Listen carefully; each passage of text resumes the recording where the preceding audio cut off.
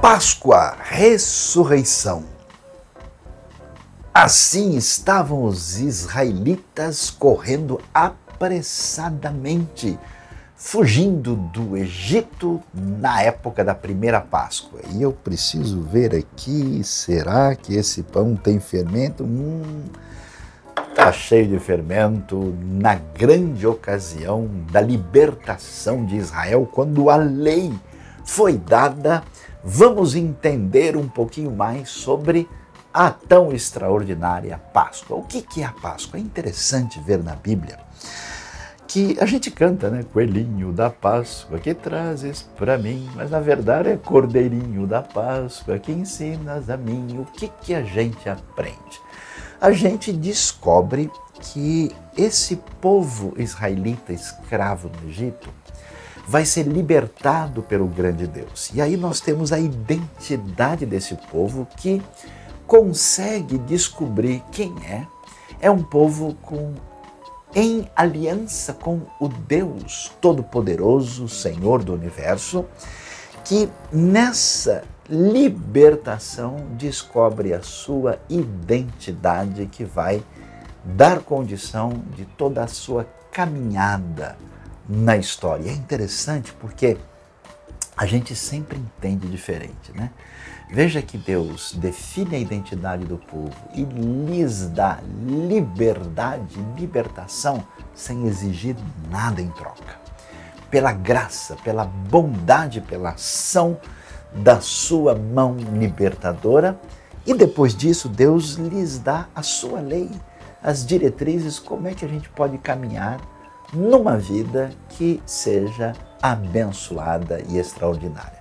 E quando a gente caminha, e vamos depressa lá na frente, nós vamos descobrir que no Novo Testamento, na Nova Aliança, com a chegada do Messias Jesus, nós descobrimos a nova Páscoa. E essa nova Páscoa, lembrando da Páscoa antiga, é a Páscoa 2.0. É um realinhamento, uma retomada dessa Páscoa. Jesus diz, olha, assim como houve a Páscoa, eles estavam comemorando essa Pessach, essa lembrança especial, e ele então inicia o elemento prático dessa nova aliança, dizendo, vocês agora, quando tomam do pão e do vinho, vão estar lembrando da grande libertação para o futuro que eu dou para vocês. E eles ganham a sua identidade na nova aliança, e aí a gente vai ver que a Páscoa respondeu muitas perguntas sobre opressão, identidade, vida, liberdade, mas as perguntas vão mais além. Os dramas da vida não se restringem ao que acontece aqui. O problema é o que acontecerá depois da morte. A morte é o fim de todo discurso, é o desfecho de toda inquietação e discussão. Por isso é interessante ver que na nova Páscoa, na Páscoa que tem identidade e libertação, é a Páscoa da ressurreição, a Páscoa que fala do futuro. Por isso nós celebramos com grande alegria, agora com a mesma pressa que os discípulos correram para o túmulo para descobrir que ele estava vazio, porque a ressurreição é garantia do futuro, é saber que nas mãos do Deus que salva, nós estamos totalmente seguros. Feliz Páscoa, Deus abençoe você.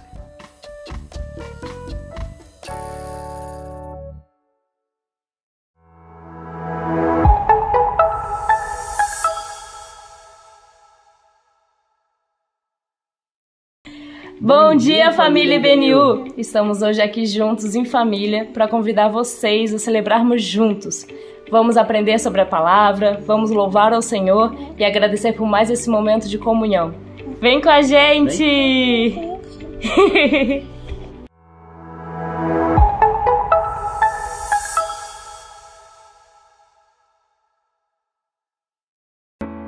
aquele que sonda o nosso coração, todo o nosso som, o nosso tom e toda a glória. Vamos cantar juntos para louvar o nome do Senhor.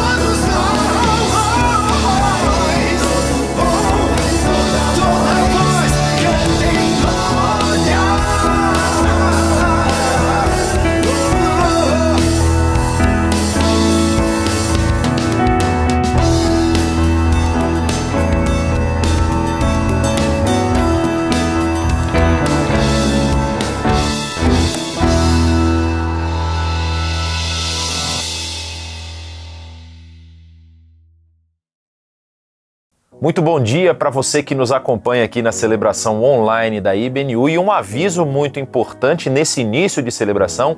Daqui a pouco, às 10h30, hoje às 10h30, nós vamos ter a nossa Páscoa Judaica, o Pessach, que vai acontecer lá na nossa celebração presencial. Então, se você estiver aqui em São Paulo e quiser participar conosco, vá lá no WTC, começa às 10h30, Páscoa Judaica aqui na IBNU. Não perca essa oportunidade de entender mais sobre essa festividade tão bonita que Jesus participou na sua última ceia, e você vai aprender como funcionam todos esses elementos, todas essas informações importantes para a sua vida. Vai lá no WTC às 10h30.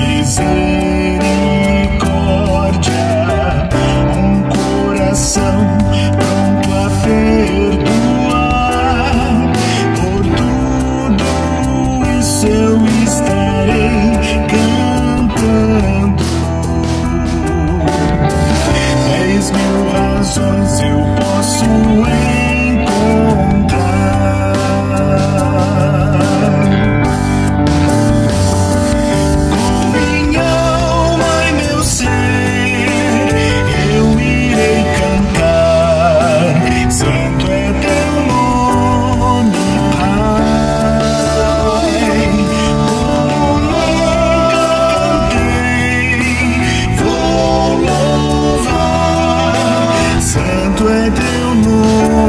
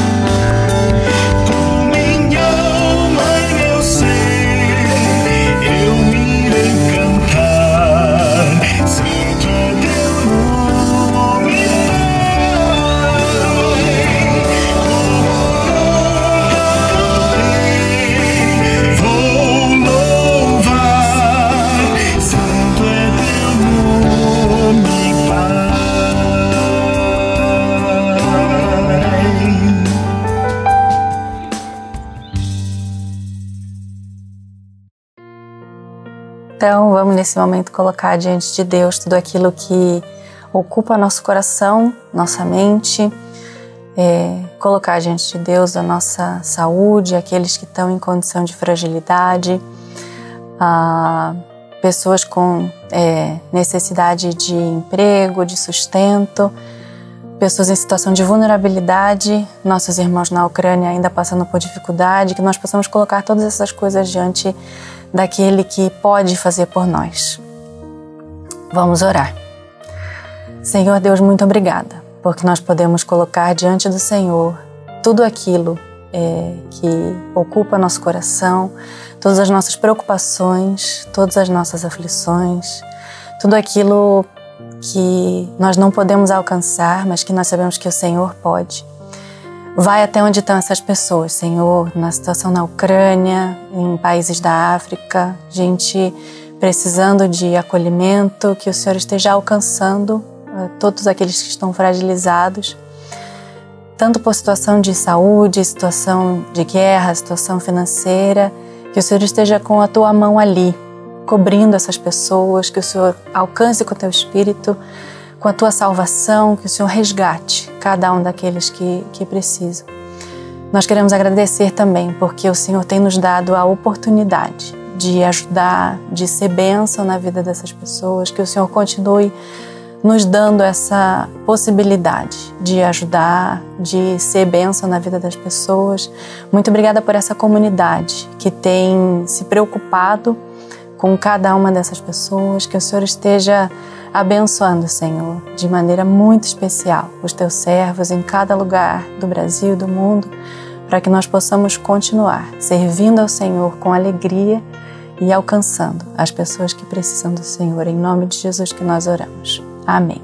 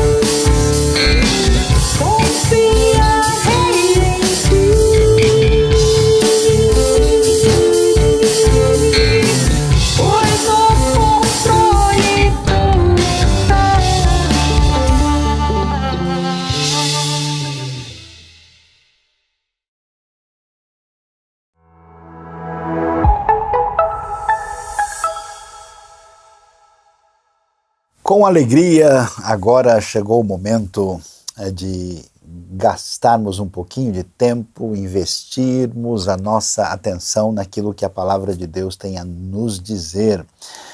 E hoje o nosso tema vai ser um tema assim, um tanto quanto interessante, diferente, né?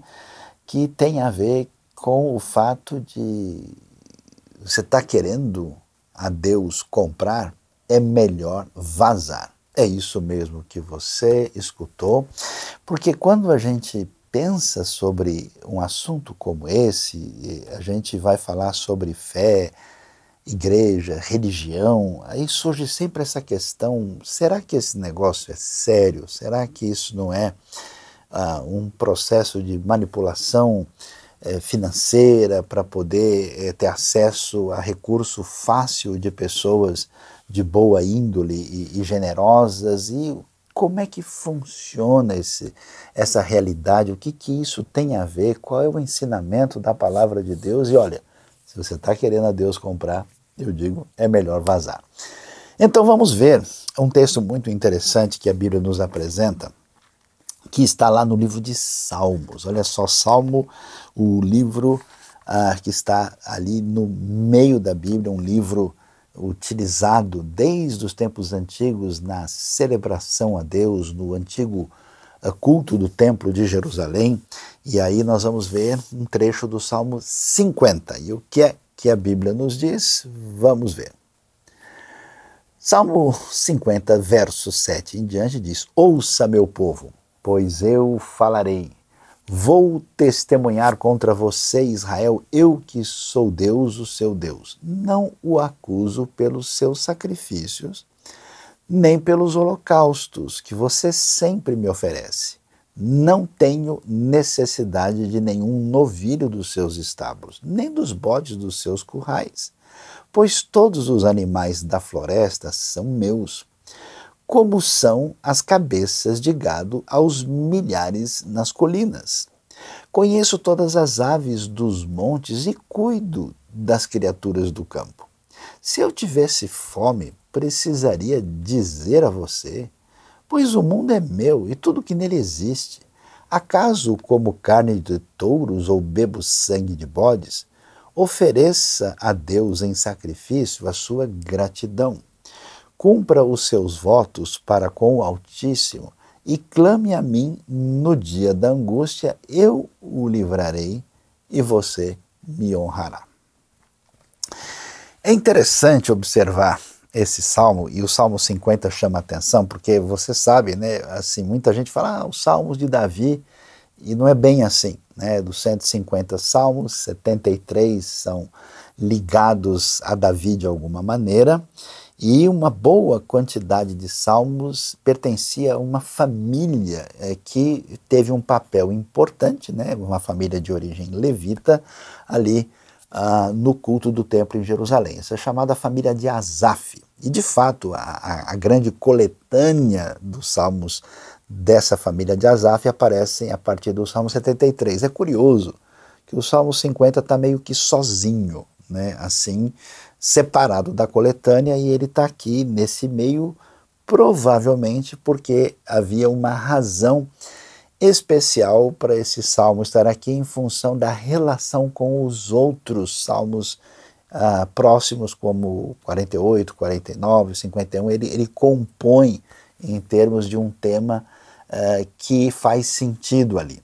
E nesse salmo o que acontece? Deus chama a atenção de todo mundo porque ele veio como quem está num tribunal para repreender Israel. E a questão é o seguinte, se você é ovelha, tem que puxar a orelha, né? A coisa funciona assim. Então Deus chega junto do pessoal e vai dizer, você viu, vamos olhar de novo aqui a questão, como aparece aqui no verso 7, ele diz, eu falarei, vou testemunhar contra você, eu que sou o seu Deus, eu que sou Deus, e vem assim numa espécie de ambiente jurídico, né? Eu vou trazer uma acusação para vocês, e ele diz, olha, e o que eu quero dizer aqui, eu não estou preocupado, eu não estou aborrecido, não é o motivo dessa minha repreensão e esse, digamos, processo público contra vocês, por causa, vamos dizer, da dinâmica do culto que vocês fazem a mim. A questão não é bem essa, a questão é não o que vocês fazem, mas como vocês estão fazendo. E aí Deus então vai trazer uma palavra de repreensão, falando, olha, vocês não estão entendendo o que de fato está em vista aí. E o que eles estavam fazendo? Eles estavam exatamente como vocês viram. No mundo antigo, você sabe, não existia dinheiro, moeda como nós conhecemos, cédulas, assim, essas coisas mais recentes. As moedas só vão aparecer no século 6 a.C., durante o domínio do Império Persa, e ela surge ali na região da Frígia, na parte central da Península Anatólica, onde hoje é a Turquia. Anteriormente havia elementos que podiam medir a realidade, vamos dizer, financeira, e que era uma peça de prata conhecida como siclo, que pesava na média 11,4 gramas. Só que na hora do vamos ver, da vida comum, o que as pessoas tinham? A pessoa comum, ela vivia ali mais ou menos das trocas, do escambo, da coisa básica. Na realidade de Israel, o povo simples era um povo principalmente ligado a uma comunidade originalmente pastoril. Então alguém pergunta, nossa, como é que tem sacrifício de animal na Bíblia? Mas era só isso que eles tinham, eram pastores que cuidavam de rebanhos, inclusive numa região predominantemente desértica. Eles não tinham como oferecer frango assado no supermercado, não existe isso. Eles não têm como oferecer, né, um suco de soja, não existe, né? Eles só podem oferecer o que eles têm. Então isso é trazido para Deus, mas o que acontece? No mundo pagão em volta, a coisa era diferente. O mundo pagão funcionou sempre com uma ideia que a relação com a divindade ou com as divindades era sempre uma barganha, era sempre uma negociação. Porque a ideia fundamental é que a divindade tem poder e ela está numa relação de contrariedade aos seres humanos que estão sujeitos a essas divindades porque elas são poderosas. Então você precisa de alguma maneira convencer essa divindade, que não necessariamente vai ter boas intenções para conosco, e isso sempre envolvia uma relação com a culpa, com o medo, e as pessoas então tinham que fazer sacrifício, chegavam até matar gente em honra aos deuses, faziam rituais esquisitos, se cortavam, se machucavam, era um negócio muito louco, né? E aí Israel, vamos dizer, surge e floresce nesse deserto espiritual e tem essas referências do lado. Então a pergunta é, será que quando vocês, nesse contexto, vêm trazer, vamos dizer assim, os seus presentes e doações para Deus, vocês não estão entendendo errado? E aí a coisa aparece para a gente com bastante direção. E é muito interessante. Deus diz, pessoal, vocês já pararam para pensar? Vamos lá. Quem é Deus? Deus é o Criador do universo. É o Senhor de toda a terra. No princípio, Deus criou os céus e a terra. Ou seja, Deus, por definição, Deus não tem necessidade de nada. Deus não precisa de coisa alguma. Deus não só é o Criador, como Ele é o sustentador de toda a realidade existente. E alguém pode até perguntar, mas espera aí, Deus é um é um Deus único, né? Então, pelo menos necessidade relacional ele tem, né? Porque ele vai ficar sozinho lá no universo. Ele criou para poder conversar com alguém. Nem isso acontece, porque a Bíblia nos revela que nessa unidade divina existe uma espécie de diversidade interna. Por isso que nós falamos, o que o Novo Testamento nos ensina, que temos o Deus Pai, o Filho e o Espírito Santo, esse mistério da triunidade divina. Deus está desde a eternidade, antes do tempo, em amor nas pessoas distintas do Deus único, do Pai, do Filho e do Espírito Santo. Então vamos falar sério aqui agora, né? É uma loucura, né? É ridículo, é risível alguém imaginar que pode doar e mandar qualquer coisa para Deus. Isso não faz o mínimo sentido. Então, diante dessa realidade, a primeira pergunta é se a gente entende quem Deus é. Que tipo de enfoque? E aí, esse salmo mostra para a gente uma espécie de correção nesse entendimento, que pode ser que a cabeça dos israelitas estava meio confusa e eles então não estavam entendendo o que estava acontecendo. E aí é curioso como é que Deus diz, olha, escuta, vocês acham que realmente vai fazer diferença a mera postura formal em que vocês estão aí, aliviando talvez a sua consciência interna, a sua relação religiosa, me trazendo, né, aquilo que acontecia, né?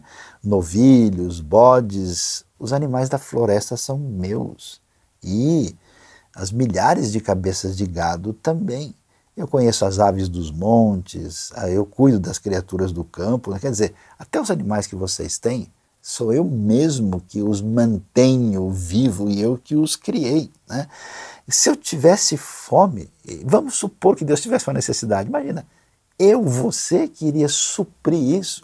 Que coisa doida é essa? O mundo é meu e tudo que nele existe. O pessoal oferecia carne, né, de ovelha, de bode, de novilhos, de touros, e Deus diz, escuta, você acha mesmo que eu preciso, como acontecia no mundo pagão, me alimentar de touro? Deus agora é refém de churrascaria? Essa é a ideia? Eu bebo sangue de bodes? E aí Deus diz, olha pessoal, vocês não estão entendendo a coisa direito.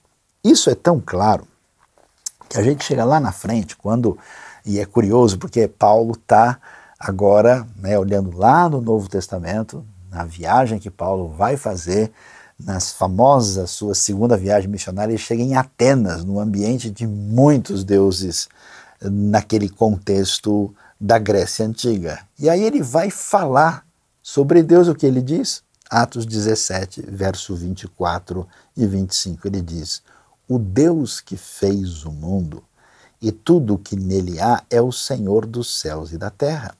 E não habita em santuários feitos por mãos humanas. Ele não é servido por mãos de homens como se necessitasse de algo, porque ele mesmo dá a todos a vida, o fôlego e as demais coisas.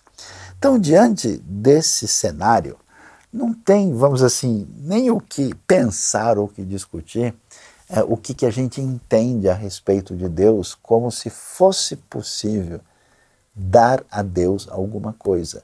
Eu acho curioso que em muitos ambientes religiosos você tem até mesmo uma postura de ameaça ou uma espécie de promessa não muito bem refletida, dizendo, olha, Deus precisa de você. Deus, se você não fizer, não só Deus tem uma necessidade que só você pode resolver agora, mas tem mais, né? Esse Deus que por acaso estranhamente precisa de você, se você não fizer, ele vai ameaçar e vai acabar complicando a sua vida. É muito estranho esse tipo de raciocínio, levando em conta o que a Bíblia nos revela. No entanto, nós temos algumas coisas que fazem a gente pensar, peraí, mas não é na própria Bíblia que tem tanta recomendação sobre ofertas, sobre contribuições, sobre dízimos e até mesmo o que o povo fazia com sacrifícios? Isso não é um pouco confuso? Se Deus não precisa de nada, a pergunta é por que aparece isso no texto bíblico? Vamos então dar uma olhada no que esses textos nos apresentam e a gente já vai começando a pensar no seguinte: a pergunta que a gente deve levantar é: se Deus não precisa, quem é que de fato precisa dessas ofertas? Para onde elas devem ser conduzidas? Onde está essa necessidade? Dê uma olhada. Interessante, Provérbios capítulo 3, verso 9 e 10, vai dizer o seguinte: honre o Senhor com todos os seus recursos e com os primeiros frutos de todas as suas plantações. Os seus celeiros ficarão plenamente cheios e os seus barris transbordarão de vinho. E mais adiante a gente vai ainda ter outro texto que chama a atenção, que esse talvez seja um dos textos mais conhecidos sobre o assunto, que aparece no livro de Malaquias. Lá em Malaquias, no final do Antigo Testamento, o último profeta, nós temos o texto que até assusta um pouquinho na leitura assim, imediata, né? Malaquias 3, a partir do verso 8, diz: pode um homem roubar de Deus? Contudo, vocês estão me roubando. E ainda perguntam: como é que te roubamos? Nos dízimos e nas ofertas. Vocês estão debaixo de grande maldição, porque estão me roubando, a nação toda está me roubando. Tragam o dízimo todo ao depósito do templo, para que haja alimento em minha casa. Ponham-me à prova, diz o Senhor dos Exércitos, e vejam se não vou abrir as comportas dos céus e derramar sobre vocês tantas bênçãos que nem terão onde guardá-las. Nesse cenário, a gente começa a observar que parece que tem duas coisas diferentes aqui. Parece que duas direções, né? De um lado está dizendo que Deus não precisa de nada e do outro lado está meio que dizendo: olha, é muito importante que você contribua. E a pergunta: o que isso significa? Olhando lá para o Salmo 50, no final do trecho que nós lemos ali, vendo verso 13 e 14, a gente viu que Deus fala em gratidão. Então veja só, a primeira questão que está envolvida na contribuição, por que ela aparece, por que ela é regulamentada, por que ela aparece no texto bíblico, na verdade não é por causa de Deus, mas é por nossa causa. E nesse sentido, quando nós reconhecemos que Deus é o Senhor da nossa vida, quando nós nos submetemos, e nesse sentido a contribuição na verdade não é simplesmente uma doação, ela é um ato de adoração, é um ato de reconhecimento de quem Deus é e do que Ele tem feito na nossa vida. Então a maneira de contribuir que aparece nesses textos bíblicos, particularmente você pode ver essa palavra bonita que apareceu em Provérbios 3:9, dizendo para honrar a Deus, né, com o melhor do que nós temos, né? É uma coisa parecida assim, uma pessoa que você ama, que você gosta demais e que você tem vontade de dar um presente especial. Eu sei que muita gente vai entender isso, né? Aquela coisa que, assim, você tem uma estima especial. Você vai, às vezes, até mesmo procurar algo que seja do gosto particular daquela pessoa. Você já viu aquela cena famosa? A pessoa abre o presente assim, um olha para a cara do outro e aquele abraço, aquela comemoração. Quer dizer, quando a graça de Deus mexe com a nossa vida, no nosso coração, a gente tem uma vontade, né, de dar um abraço em Deus, de agradecer até o fim e de entregar, vamos dizer, honrá-lo com um presente especial. A dificuldade é que Deus não está nessa dimensão física em que a gente pode fazer esse tipo de coisa. Então nós temos um segundo elemento, né, que essas contribuições que deveriam surgir como uma expressão de gratidão, como uma espécie de desfecho daquilo que envolve a nossa espiritualidade. A ideia é que tudo aquilo que a gente quer dedicar para Deus se manifeste de maneira concreta e não como simplesmente uma coisa subjetiva, né, sem, né? A gente sabe que a intenção vale muito, mas quando a intenção vai além da intenção, a gente recebe de coração, né? A coisa tem um perfil diferente.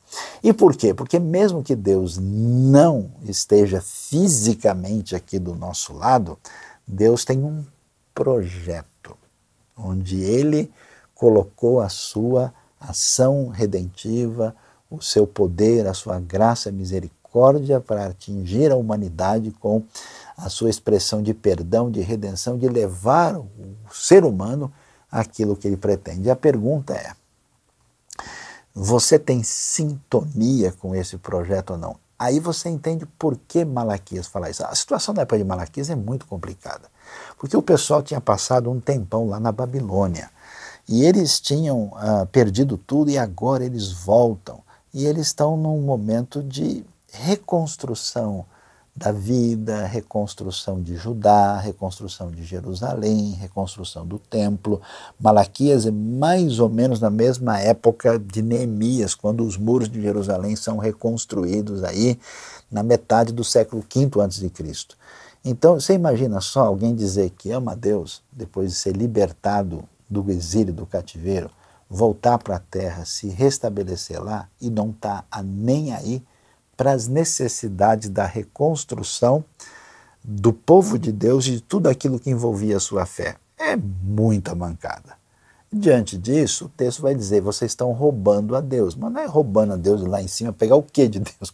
Como alguém pode roubar o Senhor do Universo? É muito louco isso, né? Deus não precisa nem dos nossos cultos. Deus não precisa de nada, Deus não precisa da sua oração, da sua religiosidade, doideira. Quem imagina isso, quem pensa que pode a Deus comprar, é melhor vazar. Isso não faz sentido. A questão é que Deus não fez isso por causa dele, fez por causa de você e de mim. Nós é que temos necessidade de contribuir. Você quer saber a verdade? Eu já reparei isso.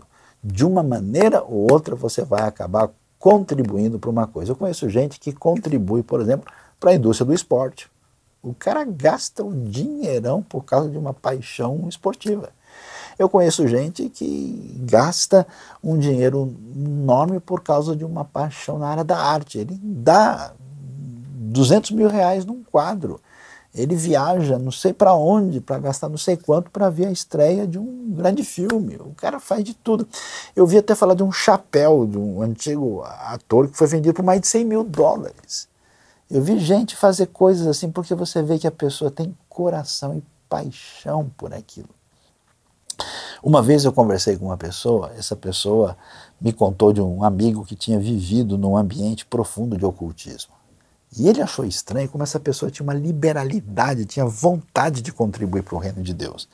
E a verdade é que essa pessoa uma vez deu uma oferta assim, de milhares de reais. E aí eu falando, olha fulano, mas espera aí, você não está dando muito? Aí o sujeito falou, meu amigo, eu nos meus tempos de cegueira espiritual, eu dava milhares, eu dava 1.000 para o diabo, não vou dar mais de 2.000 para Jesus. Olha a cabeça da pessoa. Aí você entende o que está envolvido nesse processo. Agora, quando a pessoa, com essa cabeça errada, lida com a contribuição, ela está num caminho, sabe como? Olha só, a Bíblia é show de bola. Veja só o que o texto de Atos vai dizer para a gente quando fala de uma pessoa, por exemplo, que entrou, digamos assim, na vibe errada, que sintonizou o canal fora de lugar. Olha só o que aconteceu quando a gente vê o texto de Atos 8. Nós vemos ali especialmente os versículos de 18 em diante. Aconteceu o seguinte, né? Filipe vai pregar o evangelho lá em Samaria, e quando ele vai pregar, as pessoas começam a receber a Deus, receber o evangelho de Cristo, e eles recebem o Espírito Santo. Teve um Pentecoste primeiro e o Pentecoste samaritano. Quando isso acontece, os apóstolos Pedro e João vão para lá, e exatamente nesse momento acontece esse Pentecoste. Aí um indivíduo chamado Simão, que estava ali, que era um cara meio envolvido com ocultismo, viu o negócio e falou, rapaz, agora eu vi uma coisa que dá para a gente fazer aqui, Simão Empreendimentos, dinheiro a todo momento. O que aparece lá? o texto diz que, vendo Simão que o Espírito Santo era dado com a imposição das mãos dos apóstolos, ofereceu-lhes dinheiro e disse: dei-me também esse poder, para que a pessoa sobre quem eu puser as mãos receba o Espírito Santo. Pedro respondeu: pereça você, com você o seu dinheiro. Isso mesmo, se você acha que pode comprar Deus, pereça com você o seu dinheiro. Você pensa que pode comprar o dom de Deus com dinheiro? Você não tem parte nem direito algum neste ministério, porque o seu coração não é reto diante de Deus. Arrependa-se dessa maldade e ore ao Senhor. Talvez Ele lhe perdoe tal pensamento do seu coração. Pois vejo que você está cheio de amargura e preso pelo pecado. Essa é a questão. Quando a pessoa de fato não crê em Deus, não tem fé, não entende a obra de Deus, o que ele imagina? Que outra coisa ocupa esse lugar que ficou no vazio. Essa coisa que ocupa é a gente. E o símbolo maior do nosso poder é, especialmente na nossa sociedade, o dinheiro. Daí você vai entender por que a Bíblia tem umas advertências do tipo: o amor ao dinheiro é a raiz de toda espécie de males. Por que 1 Timóteo 6 vai dizer que alguns, querendo ficar ricos, caíram em muitas ciladas e acabaram se atormentando com muitas dores? O problema não está no dinheiro, o problema está no lugar em que o dinheiro é colocado como uma espécie de divindade que é apenas um símbolo do nosso poder autossuficiente, rebelde e pecaminoso diante de Deus. Quando isso faz parceria com a religião, aí nós temos desastre de montão. E esse é um grande problema. Nós estamos numa época perigosa que eu posso às vezes chamar de pasteurização da fé. Uma espécie de mecanização do sagrado, onde tudo é reduzido à condição de mercadoria. Como se a gente pudesse manipular a Deus. Perdemos o coração, perdemos a sintonia com a verdade da revelação. E o texto vai dizer: olha pessoal, vocês não entenderam nada. Ninguém pode comprar o Espírito de Deus, ninguém pode transformar aquilo, preste atenção, que tem valor de verdade, porque o que tem valor não tem preço. E aquilo que tem preço, que é mensurável no nível menor, na verdade não é a coisa realmente que tem valor. O drama da nossa sociedade é que a gente perdeu isso. A gente, por exemplo, dá pouca atenção às pessoas, à vida das pessoas, ao coração das pessoas, e enxerga nelas um caminho para os preços. E muitas vezes um objeto de alto preço, a gente atribui a eles o valor indevido. Essa dimensão precisa ser corrigida e a gente entende isso exatamente quando compreende essa realidade que envolve a contribuição. Muito bem. Então, afinal de contas, o que é que Deus quer da gente? Como é que a gente lida com essas questões de maneira prática? Eu acho interessante, porque quando a gente está no caminho errado, a gente começa a tentar pegar os textos bíblicos e colocá-los nessa dimensão mecanizada e impensada sobre aquilo que a fé nos apresenta. E vem muita gente falando: não, mas eu devo dar o dízimo, e como é que é? É semanal, é mensal, posso dar um dízimo atrasado, né? Preciso cobrar juro, eu sei o que é a inflação, o IGPM. É muito louco esse tipo de coisa, e eu tenho visto gente até achando, o cara está com dor no joelho e fala: é porque não deu dízimo a semana passada. Que coisa estranha. Não funciona. Isso é um tipo de raciocínio predominante no mundo pagão. É interessante que o Novo Testamento, por exemplo, praticamente não se preocupa com a palavra dízimo.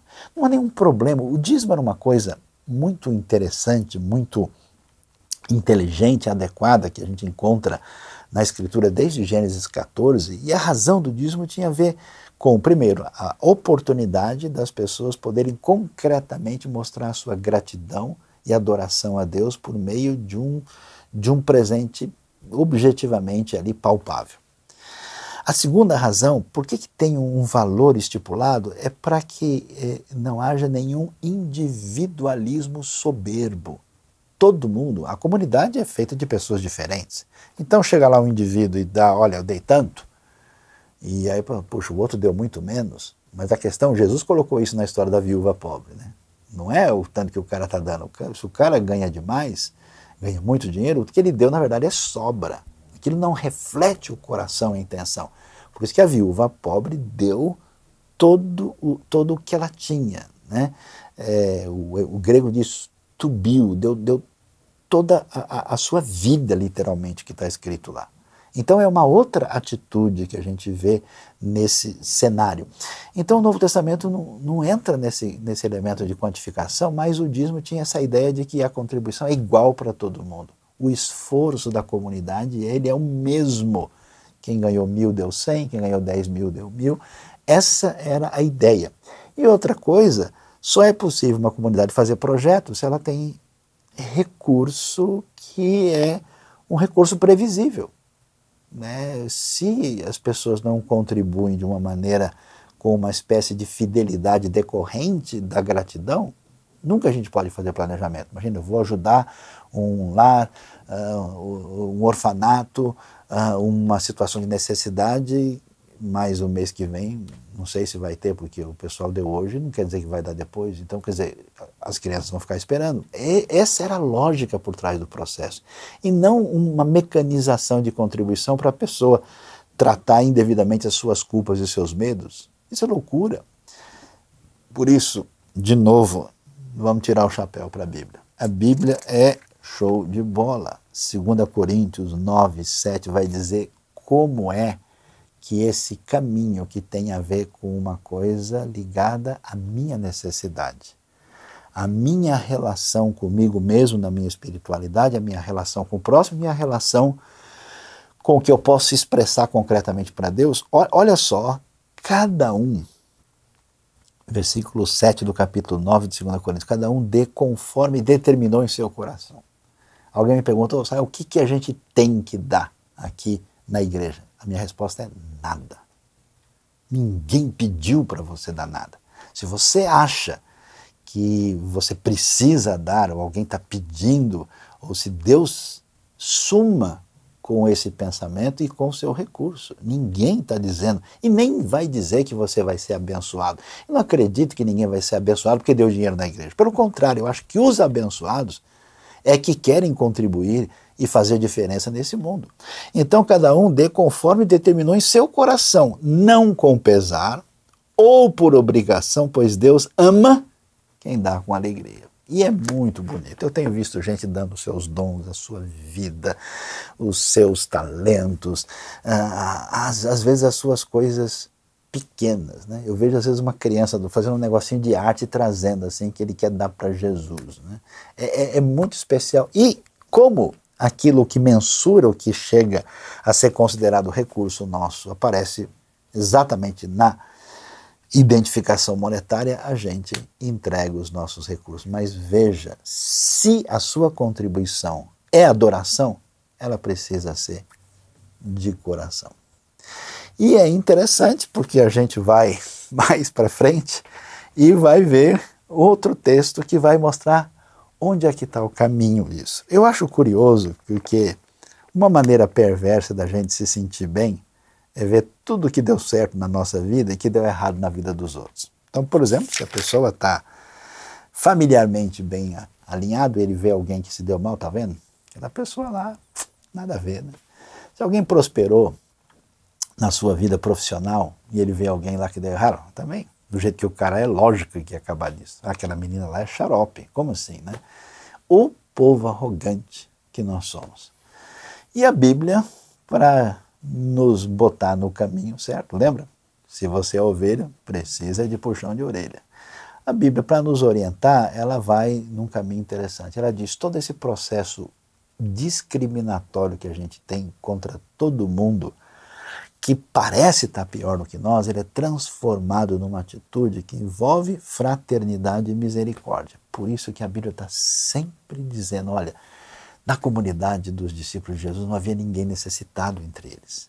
Há uma preocupação com viúva, com pobre, com necessitado, com imigrante, com quem está. Eu estava pensando esses dias na dor da guerra na Ucrânia. Você imagina um sujeito que teve o seu país destruído, a sua cidade bombardeada, acabou sua casa, acabou o seu lar, acabou tudo.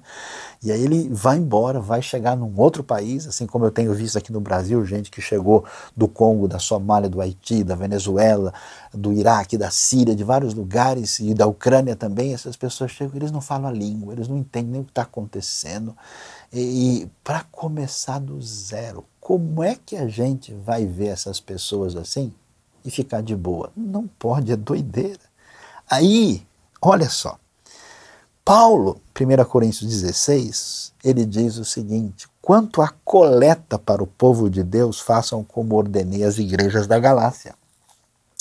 No primeiro dia da semana, cada um de vocês separe uma quantia de acordo com a sua renda, reservando-a para que não seja preciso fazer coletas quando eu chegar.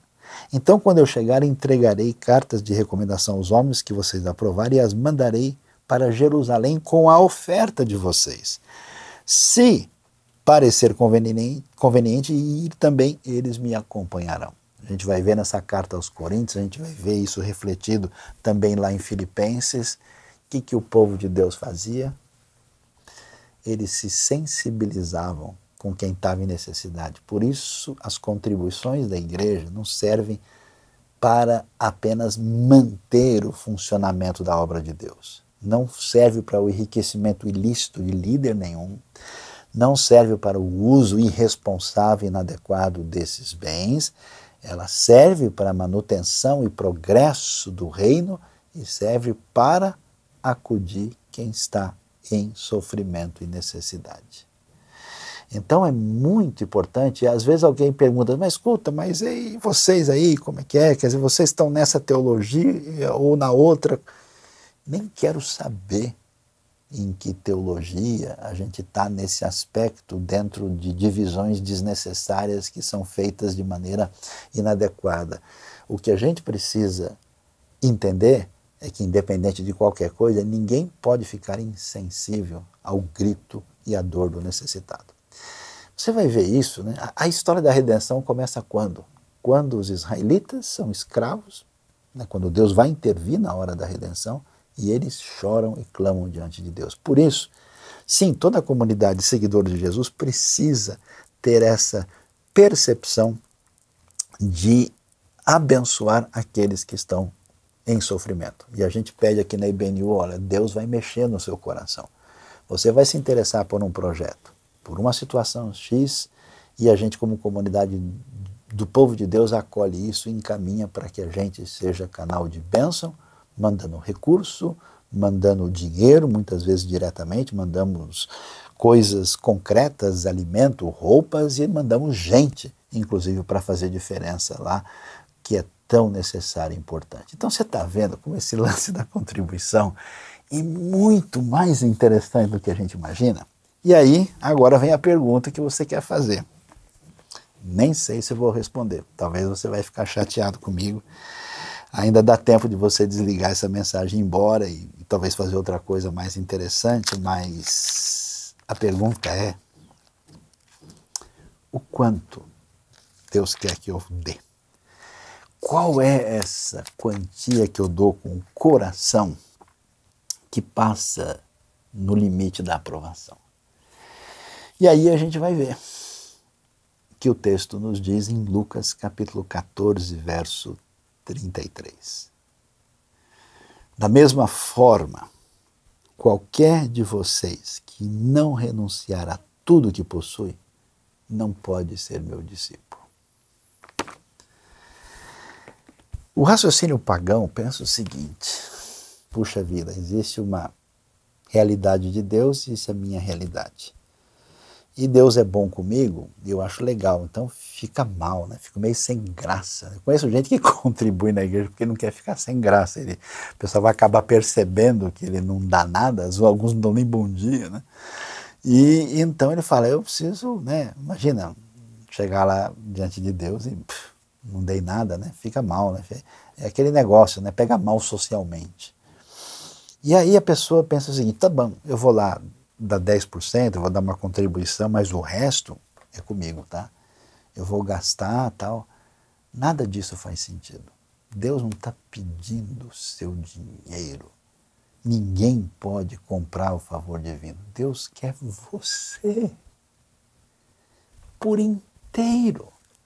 Não é verdade que eu dou um tanto para a igreja e o resto eu faço o que eu quero. Não, você não é seu. Ele é o Senhor, você entendeu? Ele não é dono só dos animais do campo, é dono da sua vida duas vezes. Primeiro porque ele criou e depois porque ele salvou e redimiu. Então a questão é se eu sou servo de Deus em Cristo, eu não tenho nada. Quem não renuncia tudo quanto tem não pode ser meu discípulo. Então, quer dizer, todo o meu pensamento, todo o meu dom, toda a minha capacidade, o meu recurso, não necessariamente vão ser dedicados para uma atividade religiosa, mas todos serão dedicados para a glória de Deus e a bênção do próximo. Alguém pode usar o seu talento de maneira egocêntrica para a glória de si mesmo. Alguém pode usar o seu recurso da maneira semelhante. Mas quando alguém é tocado pela graça, quando alguém é atingido por essa fonte perene de generosidade que vem do amor insondável e poderoso de Deus em Cristo, essa pessoa tem vontade de abraçar o mundo. E, se possível, salvar todo mundo que está numa situação de desastre. É terrível, dá vontade, se eu pudesse. Como eu gosto de ouvir isso. Às vezes eu vejo um brilho no olho de uma pessoa que a pessoa fala, se eu pudesse. Ele faria de tudo para vencer essa insensibilidade mórbida, inclusive de origem religiosa, que destrói o coração das pessoas e troca por uma religiosidade perversa nesse universo estranho da pasteurização da fé. E eu quero terminar a nossa palavra dizendo o seguinte: a gente não tem escolha. Ou a gente entrega tudo para Deus, ou a gente vai numa outra direção. Sabe qual? A direção aparece lá em Êxodo 32. Curiosamente, o povo de Deus, que tinha tudo para mostrar gratidão, tinha tudo para cultuar a Deus, tinha tudo para construir uma realidade de comunidade amável sob essa revelação extraordinária, no momento em que Deus assina o contrato com o povo, assim, na aliança do Sinai, o pessoal vai fazer o quê? Um bezerro de ouro. E eles fazem o bezerro de ouro. E é isso que a gente faz. Secretamente, sem você perceber, o seu coração está querendo fazer o bezerro de ouro, com a participação do sumo sacerdote Arão no processo. Se você reparar, é curioso. Todo o processo do começo do episódio até o desfecho do capítulo de Êxodo vai do capítulo 32 ao 34. Nesse meio, nas pontas, capítulo 31 e 35, sabe o que tem lá? Uma coisa aparentemente desnecessária. Uma instrução detalhada do mandamento do Shabat. Tanto no começo como no fim. O bezerro de ouro é um sanduíche abraçado por duas instruções do Shabat. E por quê? O Shabat é o dízimo do tempo. É a dedicação concreta daquilo que Deus nos entrega. Porque a sabedoria profunda do Shabat envolvia que agora, esse dia, a gente não pode comprar e vender.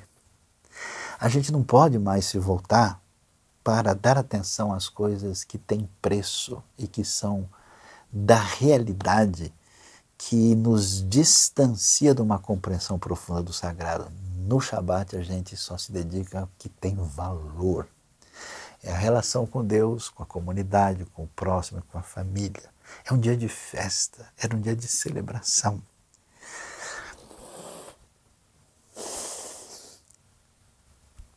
E a coisa profunda é exatamente essa. Se a gente não está no espírito do Shabat, se a gente não está no espírito de adoração, a gente vai fazer o bezerro de ouro. E o bezerro de ouro é a maldita idolatria que corrompe e destrói o coração e que é a raiz de toda espiritualidade perversa que provoca derrota e depressão.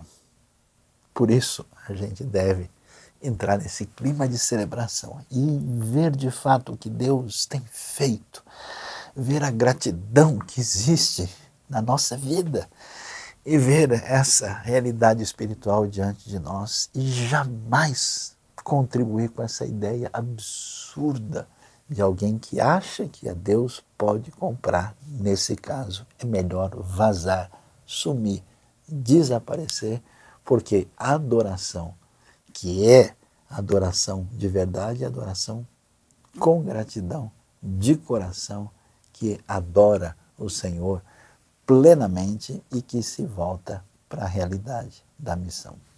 Que Deus nos abençoe.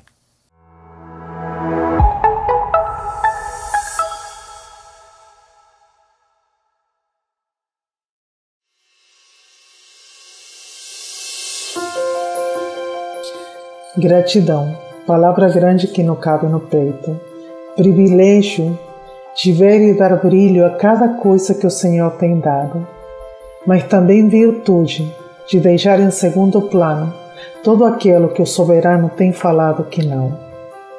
Gratidão é nossa adoração, e nós somos essa oferta, reconhecendo a grandiosidade de Deus e a soberania dele sobre nós. Quando penso em tudo que o Senhor tem feito, na dignidade e por meio da dignidade, o único que posso sentir no coração é gratidão. Gratidão pelas vidas que estão sendo transformadas, gratidão pelas parcerias que estão aparecendo, as pessoas que Deus está colocando no caminho e sem dúvida são muito estratégicas, gratidão por uma equipe de ouro que está sempre disponível para trabalhar, para ajudar a outros. Gratidão por aquele que ora, por aquele que oferta, por aquele que se lembra da gente. E uma vez mais, uma palavra gratidão. E vamos a pensar nisso. O que você tem, o que todos nós temos para agradecer, porque o Senhor deu. E o que a gente tem para agradecer, porque o Senhor falou que não. E ele sabia o que estava falando. Deus abençoe e que tenhamos um coração cheio de gratidão. Como nós estamos vendo no dia de hoje, o assunto tem a ver com dinheiro, com o reino de Deus e oferta, e a gente sabe que ninguém pode a Deus comprar ou achar que dando ofertas, dízimos e contribuições vai ganhar alguma coisa por causa disso. Mas como pessoas que entendem as necessidades do reino de Deus, entendem a necessidade de multiplicação da verdade do Evangelho e do socorro aos necessitados, nós convidamos você a contribuir com a IBNU e seus projetos. A IBNU não só gasta atenção, recurso na divulgação da palavra de Deus, na mensagem de salvação, no ensino bíblico, e também nas suas reuniões da comunidade da fé, mas é uma comunidade de misericórdia. A gente tem se esforçado para socorrer pessoas em momentos difíceis na cidade de São Paulo, no interior do Brasil, no Nordeste, na Amazônia, em Moçambique, na África, no Oriente Médio, em lugares que a gente nem pode detalhar, no Sudeste da Ásia. Temos parceria com a nossa Junta de Missões Mundiais, temos parceria também com organizações como a AME, como o Projeto UNA, e então você é convidado a estender também conosco a sua mão de misericórdia e a sua mão de contribuição para esses projetos. Nesse momento estamos ajudando a resgatar famílias que estão saindo do Afeganistão. Estamos ajudando bastante gente que está recebendo ali em terras europeias a condição de ser acolhido como refugiado da terrível guerra que assola a Ucrânia, com mais de 4 milhões de pessoas fugindo dessa situação bélica terrível. Então, nós convidamos você a fazer parte disso. E nós vamos pedir então a Deus, Deus bondoso, Pai amado, abençoa o nosso coração, o nosso esforço limitado diante de tantas necessidades, e pedimos, ó Deus, que o Senhor nos dê sabedoria, tato, bom senso e encaminhamento adequado de todos os recursos que são voltados para aquilo que envolve o teu reino. Muito obrigado, ó Deus, pela vida, obrigado pelo sustento, obrigado pela saúde, especialmente no meu caso, gratidão duplicada pela recuperação crescente, e pedimos a tua bênção sobre tudo, em nome do nosso querido Salvador, Jesus. Amém.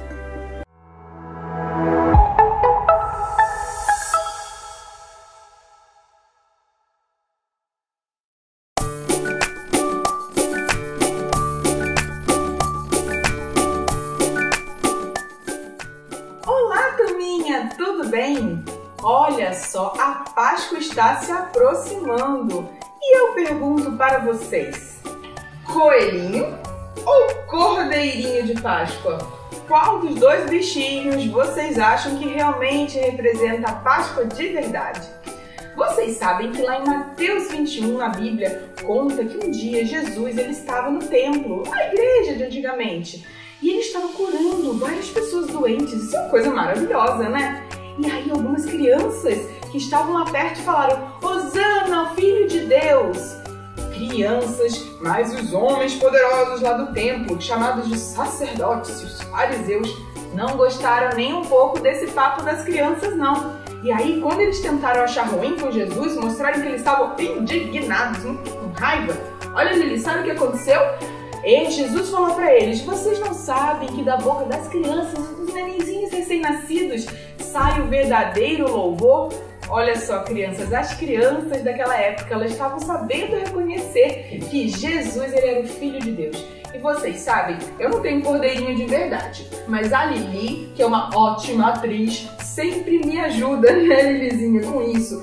Se disfarçou aqui de cordeirinho para lembrar a vocês que na Páscoa nós comemoramos que um dia Jesus veio e ele ressuscitou, ele morreu numa cruz, mas depois de 3 dias ele ressuscitou, ele viveu novamente.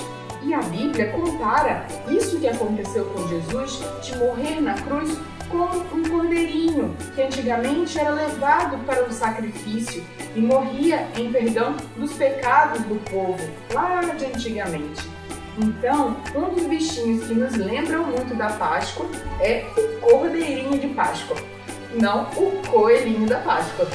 Um beijo para vocês, crianças, e espero que vocês tenham uma ótima Páscoa aí pela frente. Tchau! Tchau!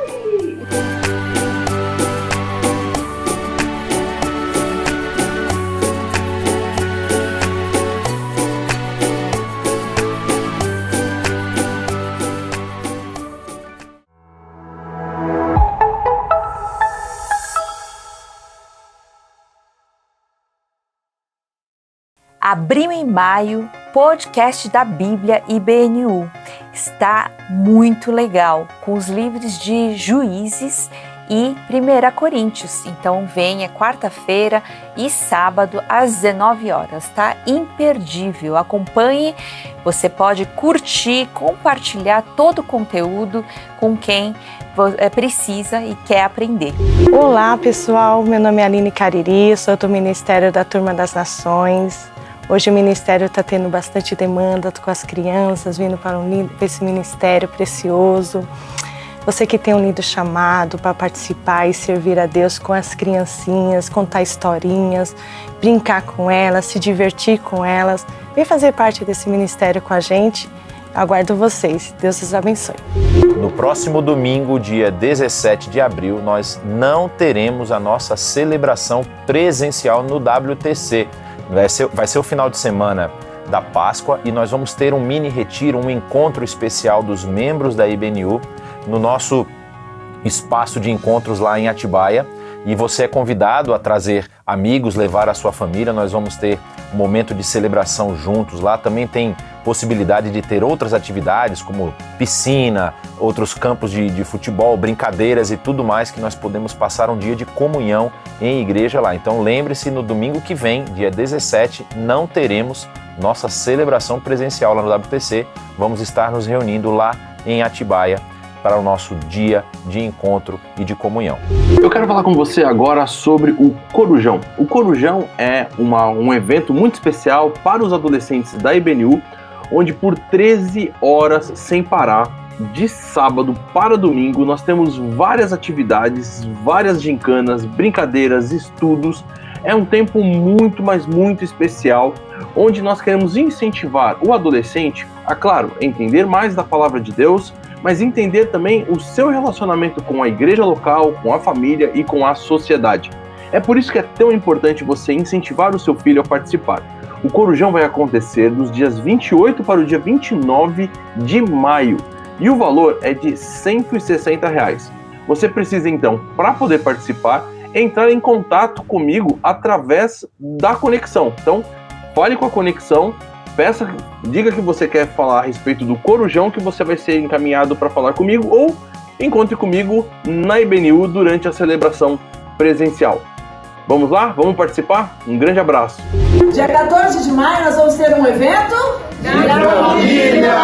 E como é que ele chama? Juntos e Misturados. E aonde vai ser? No Buffet Aquarela Parque. Esperamos você e sua família. Este mês é o mês da conscientização do autismo. Nós da IBNU, juntamente com o Projeto Tesouro Azul, vamos abordar várias lives com temas relevantes sobre o transtorno do espectro autista. Você que tem muita curiosidade ou você que tem dúvidas sobre esse mundo azul, venha assistir a nossas lives. Conto com vocês, nós da IBNU, Tesouro Azul de norte a sul. Deus os abençoe. O Ministério Integre, que é o Ministério de Jovens da IBNU, quer convidar você a fazer parte conosco de uma caravana missionária que vai acontecer entre os dias 22 e 24 de abril, onde nós vamos para Petrópolis auxiliar o projeto da AMI, que está ali, ajudando com toda aquela situação de vulnerabilidade e de problema que aquelas famílias estão enfrentando ainda por causa das chuvas e das grandes enchentes que tiveram ali naquela cidade. Nós vamos ali para fazer trabalho humanitário, vamos ali para ajudar na remoção de entulhos, para a limpeza do local e também para a assistência das famílias. Então nós queremos convidar você a fazer parte conosco dessa caravana. Queremos lotar um ônibus e ir até Petrópolis. Como que você vai fazer? Entre em contato comigo através da conexão, dizendo que você tem interesse em participar, para que você possa ter mais informações sobre essa programação. É isso aí, espero você na viagem junto com a gente. Um grande abraço. Mais uma vez, um prazer enorme receber você aqui na nossa celebração IBNU, essa celebração que quer ensinar a você como você pode proceder, como você pode caminhar e iluminar as pessoas que estão ao seu redor com a palavra, com o evangelho da verdade, com essa mensagem maravilhosa que Deus entregou a nós. Então nós convidamos você a ser nosso parceiro, nosso ajudador na divulgação dessas mensagens, na divulgação do conteúdo que é preparado aqui pela IBNU no nosso canal do YouTube. Então você deve se inscrever no nosso canal, ativar o sininho para receber as notificações e também se inscreva nos nossos outros canais de comunicação, as nossas redes sociais do Instagram e do Facebook, e compartilhe esse conteúdo, entregue, divulgue esse conteúdo para os seus amigos, para as pessoas que você conhece. Muita gente pode ser abençoada através da sua ação. Lembrando que domingo que vem nós não vamos ter a celebração presencial, mas estamos aqui online novamente às 9h30 para levar mais uma porção da Palavra de Deus para você, para abençoar a sua vida e da sua família. Então, nos vemos daqui a uma semana, que Deus o abençoe e que você possa ter momentos de comunhão com Ele cada dia dessa semana.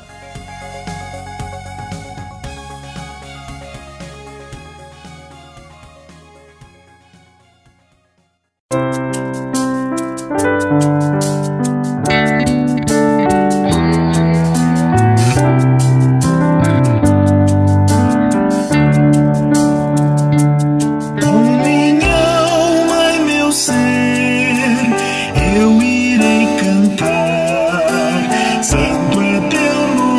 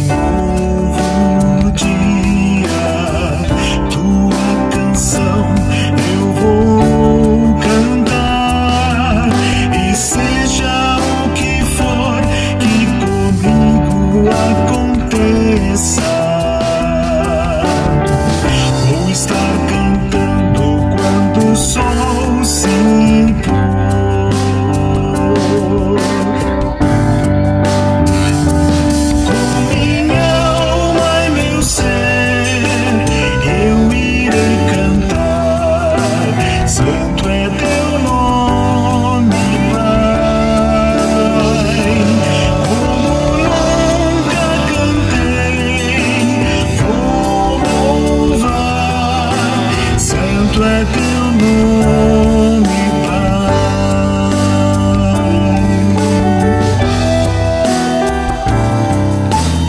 Deus de amor e misericórdia, um coração pronto a perdoar. Por tudo isso eu estarei cantando. 10.000 razões eu posso encontrar.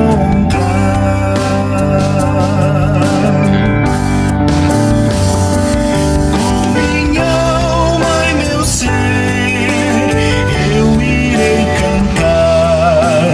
Santo é teu nome, Pai. Como nunca cantei, vou louvar. Santo é teu nome,